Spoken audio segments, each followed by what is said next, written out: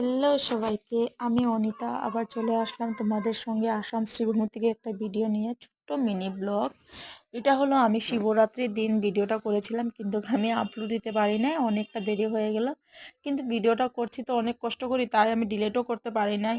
আমি ভাবলাম যে না, এমনিতেই পরে একদিন দিয়ে দিব, তাই আজকে ভাবলাম যে আজকে আমার মনে হচ্ছে আজকে তোমাদের সঙ্গে আমি ভিডিওটা শেয়ার করে নিই। আর এখানে দেখো, আমি আর একটা শিব মন্দিরে জল ঢেলেছি, তো ওইখানে কি ভিডিও করতে পারি না, এত ভিড় ছিল। তাই পরে আমি আমাদের ওই শিব মন্দিরের পিছনে কালী মন্দির ছিল, সেখানে আমি ভিডিও করলাম। এটা আমার ছেলে, বোনের ছেলে ভিডিওটা করছে, আমি পুজো দিচ্ছি, ওকে বললাম বাবা একটুখানি ধর, আমি একটা ভিডিও করে নিই।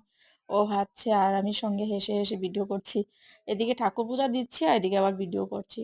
যেন শিব পূজা করে আসে না, সারাটা দিন কি উপাস, সারাটা দিন তো আমি কিছু খাইনি, আগের দিনও সংযম ছিল, পরের দিন তো পুরো উপোস ছিলাম, এর পরের দিন রাত্রেও কিছু খেইনি, পরের দিন খেয়েছি। কিন্তু শিব পুজো করে এসে ঘরে ঝগড়া লেগে গেল, ঝগড়া লেগেছে, আমার আন্দাটা দেরি হয়ে গেল, তার জন্য ঘরে ঝগড়া লেগেছে। আমি যখনই কোনো পূজা উপবাস করে কোনো পুজো করি, তারপরে আমাদের ঘরে ঝগড়া লেগে, এদিকে আমার দেখো, আমার ভাসুরের মেয়ে, আমার তো মেয়ে নেই, আমার ভাসুরের মেয়ে জল ঢালছে, বলছে কাকিমণি তোমার সঙ্গে আমিও যাবো। আমি বলছি চলে আস, ওর মা তো ঘরে নেই, তাই ও আমার সঙ্গে এসে আমার সঙ্গে শিবরাত্রি করলো।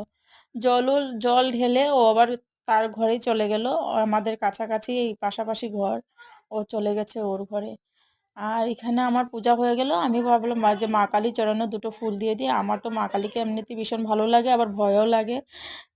মা তোমার চরণে সবসময় তুমি শান্তি মতন রেখো, এভাবে আমার ছেলে মেয়েদেরকে শান্তি সুস্থভাবে রেখো, এটাই আমি তোমার কাছে চাই, আর কিছু চাই না। আর খুব দুঃখ লাগলো, আমার ঘরে ঝগড়া লেগে গেছে।